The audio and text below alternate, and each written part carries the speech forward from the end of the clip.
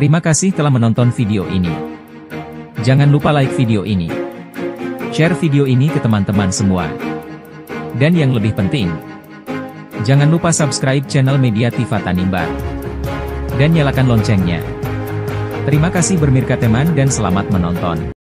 Ya, baik, selamat sore Pak Ketua Kosgoro. Selamat sore. Yang didampingi oleh Pak Martei. Kami dari TV Tanimbar menyampaikan penghargaan dan terima kasih. Dan kami pastikan bahwa dengan adanya kehadiran Kosgoro, Pak Ongen dan Pak Martei di TV Tanimbar, podcast TV Tanimbar adalah merupakan tamu istimewa bagi kami untuk kita membicarakan beberapa hal mendasar terkait dengan kemajuan dan pengembangan terkait Kosgoro di Tanimbar. Selain itu mungkin ada tambahan-tambahan ke depan nanti kita pasti bahas bersama.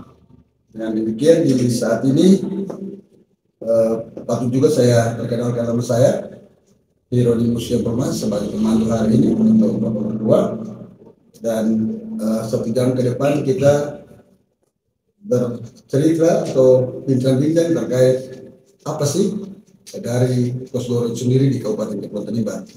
Nah, kemudian perlu juga kami dari studio podcast TV Tanimbar meminta kesediaan juga untuk sebelumnya menyampaikan identitas supaya dikenal juga oleh teman-teman atau sahabat-sahabat media TV Tanimbar di luar dapat mengenal bahwa Ketua Kosgoro Pak Ongen Rangkore bersama Bapak Besar di sini untuk bagaimana kita jabarkan ini secara luas, dan mungkin ada hal lain yang perlu kita jabarkan bersama nanti terkait dengan pengembangan politik belakangan ini untuk memasuki ranah politik dalam sesi pilkada di tahun ini. Dengan demikian saya boleh perkenalkan ini dari Pak Ketua Kosgoro, kami persilakan. Iya, selamat sore buat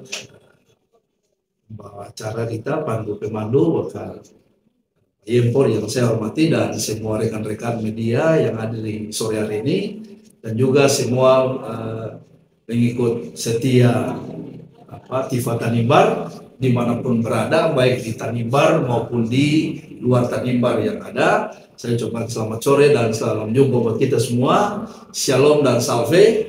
Saya perkenalkan, nama saya Franciscus Ongen Rangkore, tapi saya biasanya lebih dikenal dengan sebutan Ongen. Makanya saya sering dipanggil Ongen. Ya, jabatan saya di Kosgoro sebagai Ketua Kosgoro, Ketua PDK Kosgoro 1957 untuk Kabupaten Kepulauan Tanimbar. Kalau di daerah itu diawali dengan PDK, pengurus daerah kolektif 1957, karena kita didirikan pada tahun 1957. Baik, mungkin dari penampil bisa usul nama saja kehadiran beliau di sini sebagai penampil beliau, begitu. Ya, terima kasih dan selamat sore.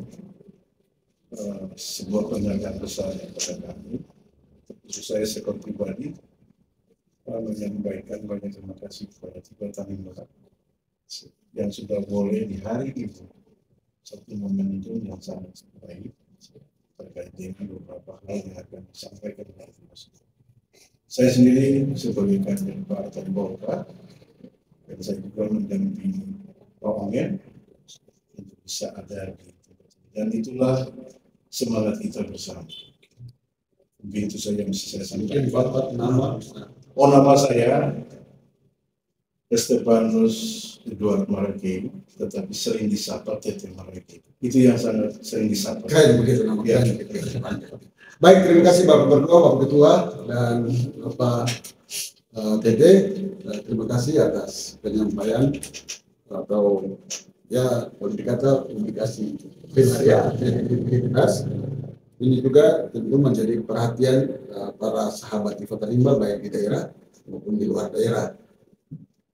Dan selanjutnya mungkin kita masuk pada sesi pembahasan kita atau bincang-bincang kita terkait poin-poin yang kita sudah siapkan. Pertama terkait pengembangan Kosgoro di Tanimbar ini, betul Pak Ketua sendiri ada, maka seperti apa gerakan-gerakan yang sudah dilakukan demi mengisi atau membantu daerah ini?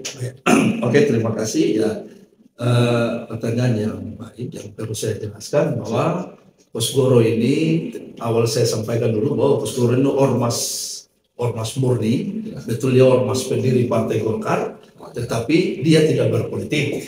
Oleh sebab itu saya sampaikan bahwa Kosgoro ini terbuka untuk semua siapa saja yang mau masuk untuk bergabung silakan, baik dari ASN, dari TNI Polri dan lain sebagainya, tidak ada masalah karena Kosgoro ini dia ormas murni. Ya, setelah dia benar betul dia pendiri Golkar, tapi setelah itu dia berkecimpung di dia lebih ada di pemberdayaan masyarakat gitu. Jadi terbuka. Nah, saya kasih contoh ada beberapa pejabat juga yang masuk di pengurus PDK Kosgoro 1957 gitu. Nah, Kosgoro ini tadi Bapak sampaikan bahwa tanyakan bahwa apa yang sudah dibuat. Nah, kita ini lebih ada pada pemberdayaan masyarakat buat bantuan dan lain sebagainya dan usaha-usaha lokal dan nanti kita orbitkan itu di Tanimbar contoh seperti apa, dan selama ini kita sudah melakukan kegiatan-kegiatan untuk membantu masyarakat, contoh bersih-bersih lingkungan yang mana kita mulai dari Pantai Wiluan pada saat itu. Kosgoro punya satu perhatian dulu bersih lingkungan di daerah di mana Kosgoro ada gitu. Iya. Nah, kita sudah melakukan bersih-bersih lingkungan mulai dari Pantai Wiluan di tahun-tahun lalu, dan tahun kemarin juga di Kota Somlaki kita sengaja melakukan kegiatan ini juga untuk mengajar masyarakat untuk tahu cara membuang sampah yang baik seperti apa, dan kita mengajak institusi-institusi juga, contoh seperti TNI, Polri, Brimob malah dikasih pasukannya hampir satu kompi turun untuk bantu kita untuk bersih-bersih mulai dari pasar lama sampai di gedung ada kampus Atos dan pertokoan. Pada prinsipnya ada kolaborasi semua pihak untuk saling kita bawa gotong royong untuk melakukan pembersihan di daerah ini. Tapi itu lewat gagasan Kosgoro. Ya, karena Kosgoro merasa bahwa ketika daerah itu bersih pasti disukai banyak orang karena semua orang pasti cinta kebersihan. Dan begitu juga daerah kita yang punya banyak sumber daya alam seperti ini. Tetapi kalau daerah ini kotor juga orang mau datang untuk bertamasya, berinvestasi juga. Ya saya rasa dia pikir-pikir juga gitu kan. Jadi oleh sebab itu awal kita tidak langsung dengan hal yang terlalu berat, tetapi kita memulai dengan hal kecil yang efeknya baik untuk seluruh masyarakat. Ya. Begitu juga saya lanjutkan bahwa Kosgoro juga bergerak di bidang kesehatan. Kita punya mobil ambulans gratis. Yang mungkin juga media TV Tanimbar sudah pernah lihat mobil Kosgoro yang selalu mengantarkan saudara-saudara kita yang dipanggil Tuhan di rumah sakit dan antar ke daerah asal mereka. Oh, berarti Kosgoro ini punya ambulans? Iya, kita punya ambulans. Khususnya bukan untuk kepentingan sebatas atas Kosgoro, tapi untuk kepentingan masyarakat. Kepentingan masyarakat seluruh Kepulauan Tanimbar. Dia biasanya jangkaunya sampai di Tanimbar Utara, cuman karena situasi jalan dan sebagainya, dan kita harus servis dan sementara kita cuma pakai batasnya di daerah Alusi, Lowemon dan lain sebagainya. Dan itu dilayani secara gratis. Oke. Jadi pada prinsipnya bahwa masyarakat juga sudah memanfaatkan kelebihan yang ditata oleh yang ada di Kosgoro. Ini sudah berjalan hampir 2 tahun sudah pelayanannya, dan atas izin Tuhan ya di bulan-bulan besok juga kita ada dapat penambahan 1 mobil. Jadi ini kita ya puji syukur kepada Tuhan yang Maha Kuasa dan pihak-pihak yang mau membantu kita di Kosgoro untuk membantu saudara-saudara kita di Tanimbar untuk mempermudah dalam kontribusi pelayanan kesehatan gitu. Baik, terkait dengan penjelasan kepentingan Kosgoro di Tanimbar memang sudah berbuat banyak juga di Tanimbar. Nah, kalau kita lihat kategori di Tanimbar ini sesuai dengan pemberitaan yang kita terima di luar, ini terkait dengan kata miskin ekstrim Tanimbar ini. Ada kepentingan Kosgoro di dalam tidak? Oh iya. Jadi melihat situasi yang terjadi tentang miskin ekstrim di Tanimbar, Kosgoro punya tekad untuk bagaimana caranya kita harus keluar dari situasi ini. kita tidak lalu harus saling menyalahkan lagi, karena ini ibarat orang bilang bahwa nasi sudah menjadi bubur ya. Ya kan, tidak mungkin kita rubah bubur ke nasi lagi. Oleh sebab itu jalan satu-satunya mari kita bekerja sama untuk memikirkan cara bagaimana untuk kita harus keluar dari situasi ini. Nah, itu saya sangat garis bawahi karena dengan adanya kepedulian dari pihak Kosgoro, kira-kira strategi ini sudah dibangun ya? Strategi ini sementara lagi dibangun. Saya tahun-tahun lalu sudah membentuk Kosgoro di tiap-tiap desa. Dan dalam tahun ini kita ada mungkin juga ada buat revitalisasi kepengurusan, karena Kosgoro ini mau bekerja tanpa pamrih. Kita mau melakukan hal-hal yang terbaik untuk Tanimbar. Ini suatu doa, kita butuh masyarakat Tanimbar, cuma kita butuh doa saja supaya kita diberikan kesehatan yang baik dan rezeki, dan kita bisa berbuat yang lebih bagus lagi untuk Tanimbar. Ya, saya garis bawahi sekali karena memang ini sudah tersebar sampai di kecamatan dan desa pengembangan organisasi Kosgoro. Maka itu ada harapan juga supaya ada dukungan juga dari pihak-pihak tertentu di desa, di kecamatan, untuk bagaimana Kosgoro bisa berkembang secara baik di daerah ini.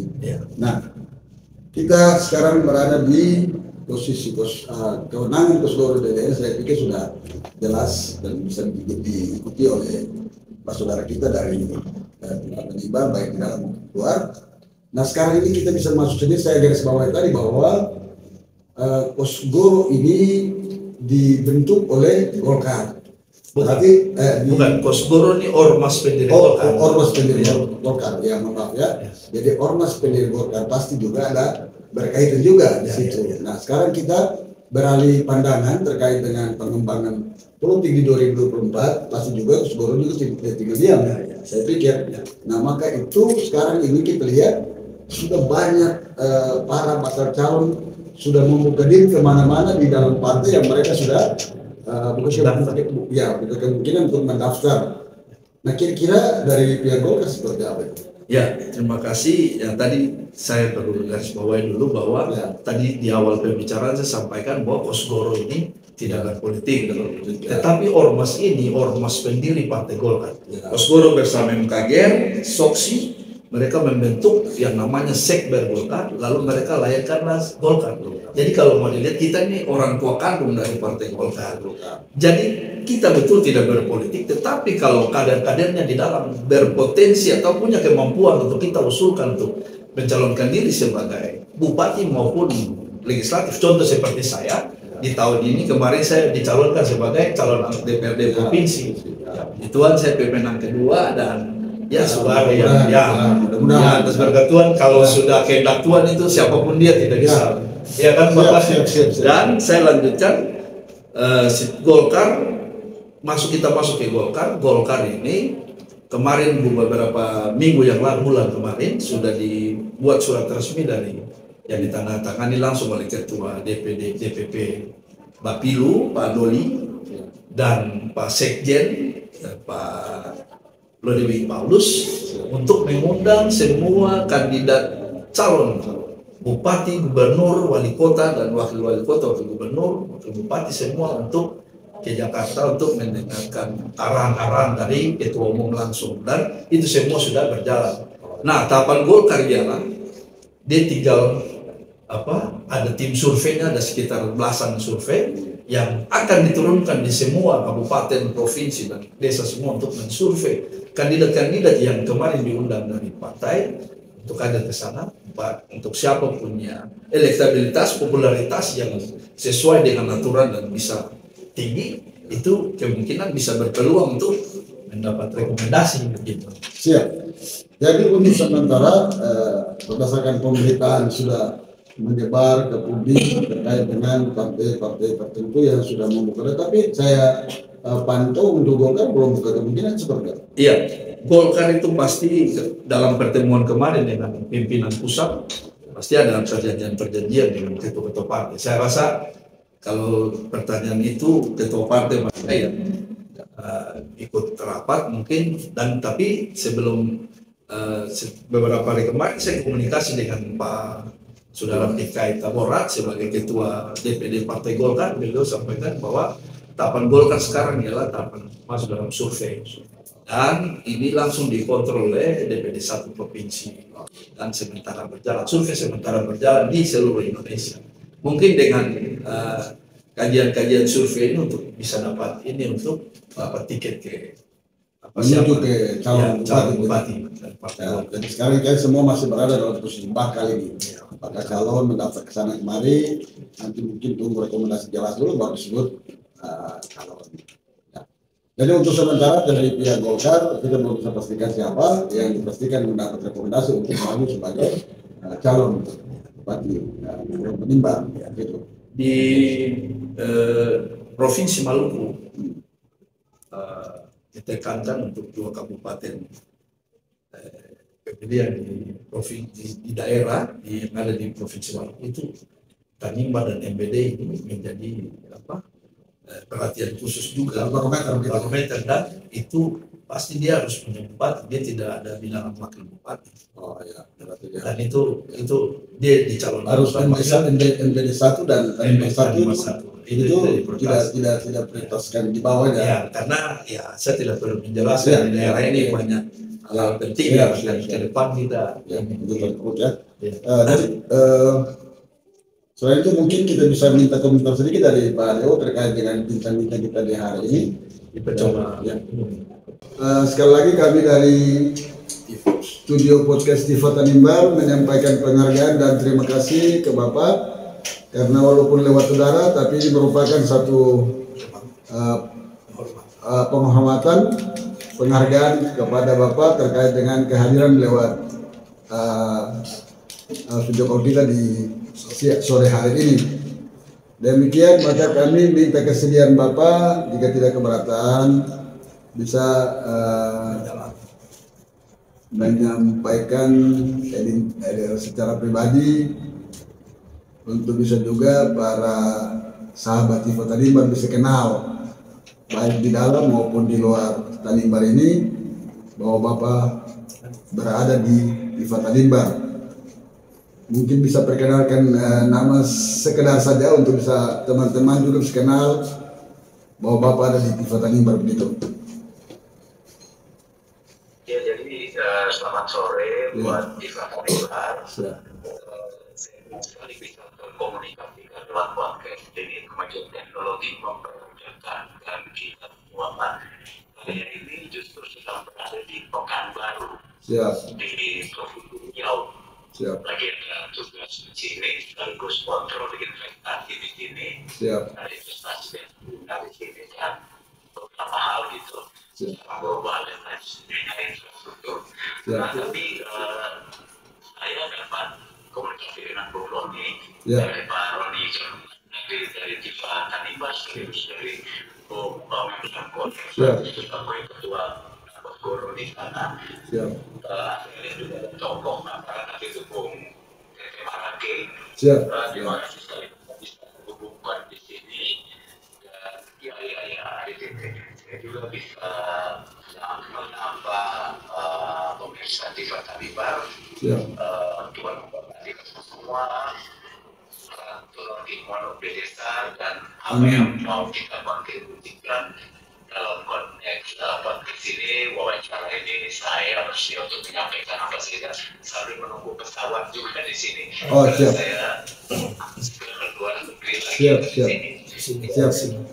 Baik, terima kasih Bapak atas penjelasan singkat terkait dengan keberadaan dan ini juga luar biasa.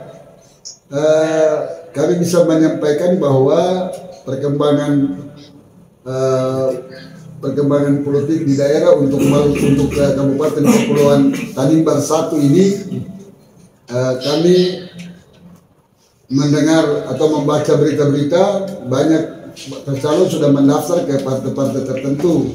Nah, disinilah kami perlu menyampaikan atau pertanyakan ke Bapak bagaimana dengan pengembangan kita ke depan seperti apa. Oh ya, terima sekali. Memang dinamika politik di KKT saya ikuti dengan seksama dan bagus banget itu bahwa ada partisipasi para tokoh, anak-anak, putri Indonesia atau Tanimbar yang mau memberikan kontribusi kepemimpinan untuk daerah kepulauan Tanimbar. Saya mesti sampaikan bahwa saya sendiri sudah ditugaskan oleh Partai Golkar. Ya.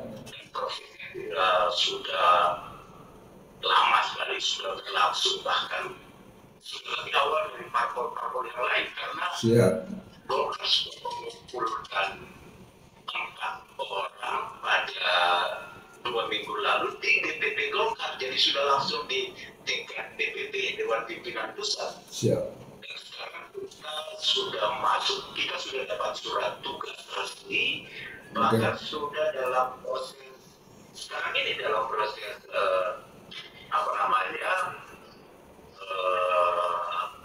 survei internal Golkar dengan lembaga survei yang untuk melihat pasangan calon dan melihat tingkat kemenangannya.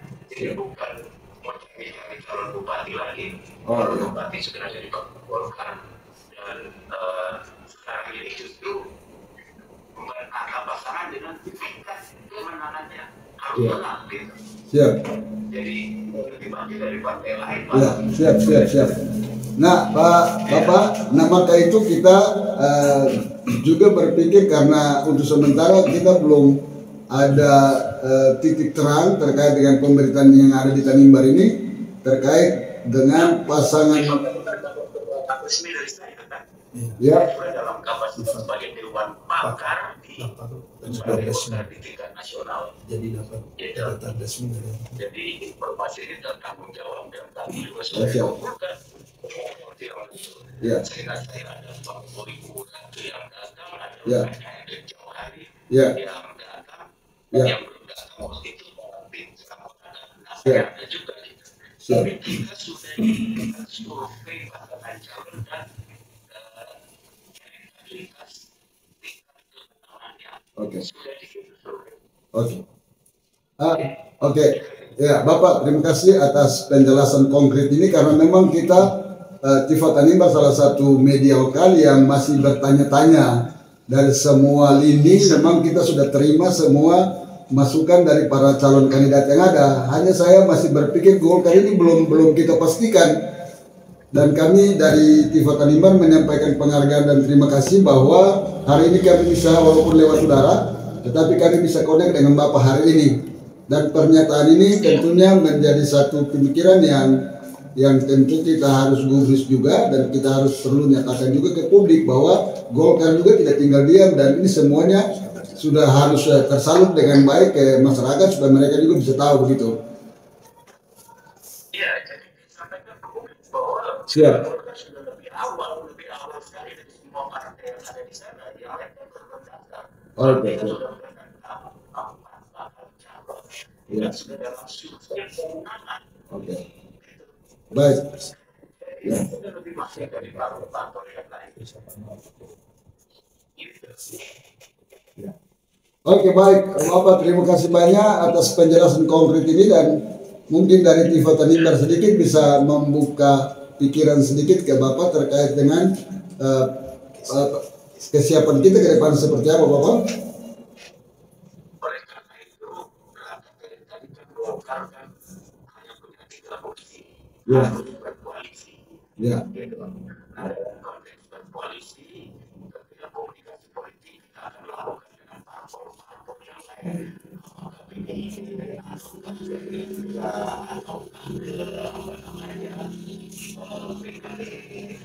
ke PKS, Demokrat, dan lain sebagainya untuk kita berkoalisi. Untuk saya pakai kalimat menyelamatkan, bukan saya ini harus digarisbawahi, menyelamatkan. Baik.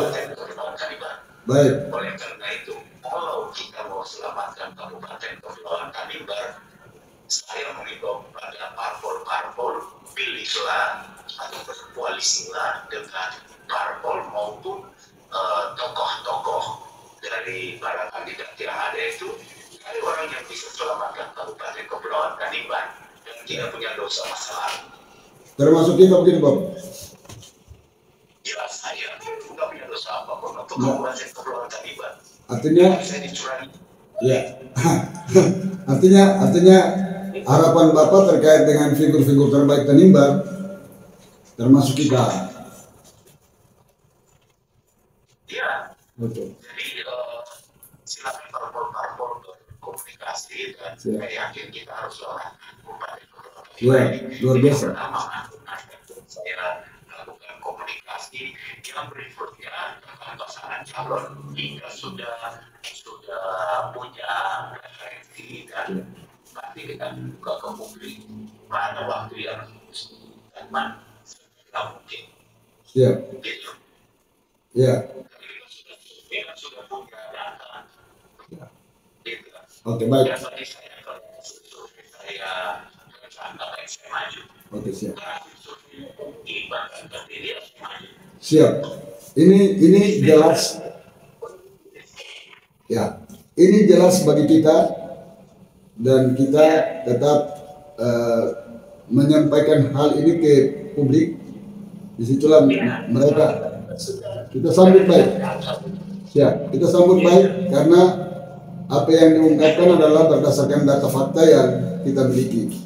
Untuk itu jelas bahwa pemberitaan-pemberitaan yang sudah ke publik ini menjadi canggung kami, maka kami harus bicara dengan Bapak terkait dengan figur-figur terbaik termasuk Bapak untuk bagaimana tadi bahasa yang saya sangat garis bawahi adalah bagaimana Tanimbar harus diselamatkan. Ini luar biasa Bapak.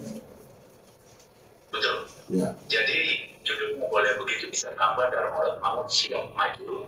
Siap. Dan, siap berkomunikasi dengan parpol-parpol yang ada untuk menyelamatkan Kabupaten Kepulauan Tanimbar. Siap. Oke. Bapak, untuk sementara saya pikir komunikasi kita di saat ini sore hari ini sungguh membawa dampak yang luar biasa untuk Tanimbar, dan Tiva Tanimbar apapun akan kembangkan sesuai dengan teknis kerja di Tiva Tanimbar terkait dengan hasil komunikasi kita di sore hari ini. Puji Tuhan, terima kasih Tuhan, senantiasa Tuhan diberkati selalu dalam perjalanan dan akhirnya kita bisa ketemu di Somlakin gitu Bapak. Terima kasih Ratu Nordin. Ya, amin. Bila orang kita di Timur,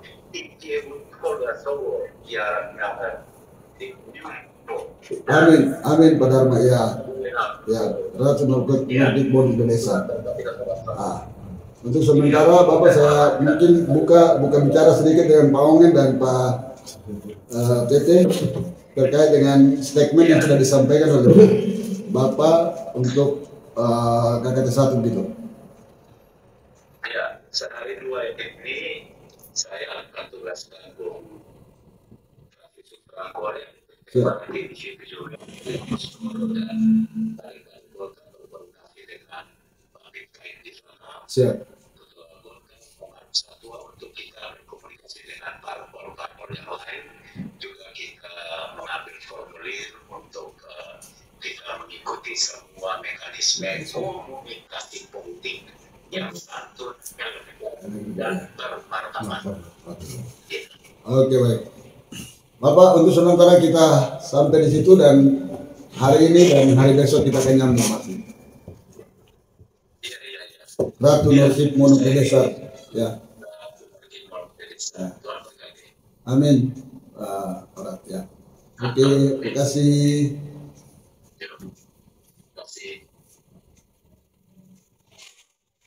Ya. Kemudian Pak Ongen, ini sudah secara positif kita terima sebuah pikiran dari Pak Orat sebagai calon bupati, bakal calon kabupaten Tanimbar. Kira-kira menurut Bapak yang menjadi orang percaya ya, orang terpercaya, mungkin Pak Tete juga, kalau menerima ini dan bisa dikaji seperti apa? Menurut saya beliau ini dengan pernyataan beliau ini bisa saja beliau sudah dapat mendeteksi putusan surat sakti ke depan itu arahnya seperti apa, karena tadi disampaikan bahwa surveinya sudah berjalan dan beliau sampaikan tadi, saya mendengar bahwa ini partai lain mungkin baru mulai buka pendaftaran, tetapi Partai Golkar sudah memulai sejak awal. Berarti bahwa situasi yang beliau deteksi ini sudah bisa beliau tahu bahwa arah ini akan kemana gitu. Oleh sebab itu tadi kita dengar bahwa beliau sampaikan, beliau sudah menugaskan saya, tapi tadi juga beliau menegaskan di dalam video konferensi pers tadi, telepon tadi, biar bisa didengar publik bahwa secara dua beliau akan menugaskan kita untuk berkoordinasi dengan para parpol yang ada di Tanimbar, begitu Pak. Jadi bagi saya beliau ini sudah sangat siap. Tadi beliau sampaikan sedikit bahwa harus menyelamatkan. Bahasa menyelamatkan ini berarti beliau juga sudah tadi ya, makanya itu saya mau tanya sebagai orang percaya bahwa komitmen beliau terkait dengan bagaimana Tanimbar diselamatkan. Nah ini juga perlu saya tanya ke Pak Tete dan Pak Ongen, kira-kira seperti ya, jadi bahasa diselamatkan itu berarti kita harus keluar dari situasi ekstrim yang tadi kita bahas. Dan beliau juga sudah menyiapkan caranya bagaimana untuk kita harus keluar dari sini. Tidak ada cerita lain bahwa kita tidak bisa mengharapkan APBD atau APBN doang. Kita harus bisa mendatangkan investor untuk berinvestasi di sini untuk menampakkan income daerah di sini dan juga membuka lapangan pekerjaan buat masyarakat kita yang ada di sini dan akan mengurangi tingkat pengangguran. Itu duit akan berputar di sini. Saya kasih contoh. Kita bicara impact masih berproses ya. Tetapi salah satu daerah sangat ditopang dengan sektor pariwisatanya. Oleh sebab itu dalam visi misi saya waktu itu saya sampaikan, kenapa kita pikir jauh-jauh yang berat-berat? Bali itu tidak punya sumber daya manusia alam yang begitu banyak. Kita punya gas, kita punya minyak, emas lagi saya dengar di masih banyak yang belum dikembangkan. Iya, masih banyak. Tapi kita punya sektor yang paling pertama ialah pariwisata. Bali tidak, tapi sekarang tanah termal nomor 3, 4 di dunia. Padahal dia jualannya cuma pariwisata. Pantai dia tuh Kutai Bali kita lihat semua. Yang sudah pernah ke Bali kita lihat pasirnya tuh warnanya seperti apa. Dibandingkan dengan kita punya Nukaha, Matakus dan itu yang di pulau kecil itu loh, Nusabu. Banyak sekali sektor pariwisata. Saya yakin dan percaya ketika kita kembangkan sektor pariwisata ini secara baik, banyak sekali investor investasi masuk di Tanimbar. Misalnya contoh Australia, kalau harus libur harus ke Bali. Banyak tentara, mengapa sulit datang iya, tentara PBB di perbatasan Indonesia dan Australia itu hampir 6.000-an orang. Dan setiap 3 bulan mereka harus bertukar untuk libur, untuk cuti. Mereka harus datang ke Bali dengan jangka waktu yang 3-4 jam. Padahal dari Australia ke Tanimbar cuma 35 menit. Sangat dekat. Kenapa pemerintah tidak menyiapkan sektor pariwisata ini dengan baik supaya orang datang dan hamburan itu dia punya dolar-dolar di sini. Pasti ada money changes karena kalau mengharapkan bank waktunya tutup ada. Tapi iya, oke baik. Jadi tenaga-tenaga yang dipercayakan dalam sisi warna kuning ini sudah tidak canggung lagi karena memang pernyataan sudah jelas. Maka itu pernyataan ini juga sudah tentu mendorong kita untuk bagaimana harus berkembang di daerah demi satu saja, menurut harapan beliau, menyelamatkan Tanimbar. Karena jangan kita bicara banyak, tapi itulah harapan beliau karena beliau juga tahu persis bahwa daerah ini sudah seperti apa. Saya mau sampaikan bahwa kita ini punya niat delur dan Tuhan tahu hati kita ke Tanimbar ini seperti apa. Saya kemarin menyelenggarakan event turnamen voli Bali tahun kemarin dan tahun ini juga kita akan jalankan lagi. Kosgoro akan menyelenggarakan itu bukan cuma untuk mencari bakat-bakat voli dan kita sudah terkenal di seluruh Maluku bahwa Popmal voli putra dan putri Tanimbar itu juga gagasan dari Kosgoro juga. Iya, namun awalnya saya mau melakukan voli pantai untuk kita dengan di samping menjualkan kader-kader kita pemain skill pemain voli dan sebagainya, tapi kita ketika buat skala nasional kita mengundang semua dan provinsi datang ke Indonesia diprioritaskan bagi Indonesia Timur. Kita Kosgoro ada di semua daerah. Saya bisa saja menyurati pimpinan pusat dan kita buat skalanya untuk semua provinsi datang di sini dan dia datang bukan untuk lihat voli tapi dia lihat situasi potensi pariwisata dan gerak hatinya untuk mau datang untuk berinvestasi. Itu cara-cara kita menggait investor untuk masuk. Saya sangat garis bawahi rencana dan niat positif untuk Tanimbar. Jika kalau Kosgoro pastikan itu Tanimbar sebagai tuan rumah dalam kegiatan itu luar biasa. Saya pikir di penghujung pertemuan kita di hari ini, sekali lagi saya menyampaikan penghargaan dan terima kasih atas pembahasan kita dengan petinggi-petinggi partai di Tanimbar atau kepercayaannya, kepercayaan secara khusus. Namun sebelumnya kami minta harapan menjawab semua koordinasi kita di hari ini. Kira-kira harapan Bapak dari Ketua Kosgoro dan juga sebagai kepercayaan Pak Darmo Orman, kira-kira seperti apa sesuai dengan penjelasan beliau? Oke, harapan saya kepada saudara-saudaraku yang berada di seluruh Kepulauan Tanimbar, baik yang ada di Tanimbar dan yang berada di luar, bahwa setiap 5 tahun undang-undang sudah mengamanatkan untuk kita melakukan pesta demokrasi dan pemilihan kepala daerah. Bagi saya bahwa harapan saya sebagai selaku Ketua Kosgoro mengatasnamakan Kosgoro dan juga Pak Dharma, bagi kita inginkan untuk daerah ini situasi pilkadanya berjalan dengan aman dan damai. Itu saja. Karena Bapak Ibu saudara-saudara yang saya hormati, politik ini setiap 5 tahun kita laksanakan pesta demokrasi, pesta politik pilkada. Tetapi ingat bahwa dalam hukum dua lolat kita ada dua dan ada lolat. Oleh sebab itu jangan sampai politik ini untuk mencerai-beraikan kita, kekeluargaan kita di Tanimbar. Itu harapan saya, dan saya ajak teman-teman semua kandidat putra-putri terbaik yang mencalonkan diri supaya memberikan pemahaman politik yang baik kepada para pendukung-pendukungnya, supaya betul kita berbeda pendapat, tetapi tujuan kita satu ialah yang tadi disampaikan Pak Darmo, menyelamatkan Tanimbar dari situasi. Baik, terima kasih Pak Ongen dan Pak Tete atas kehadirannya di Kota Tanimbar. Kami secara keseluruhan kru di Kota Tanimbar menyampaikan penghargaan dan terima kasih sekali lagi, dan atas segala aspirasi baik, pola pikir yang positif untuk Tanimbar, kami atas nama seluruh masyarakat juga menyampaikan terima kasih. Semoga ke depan semua langgeng dan semua ambil dalam perjalanan. Amin. Terima kasih, Olen, terima kasih.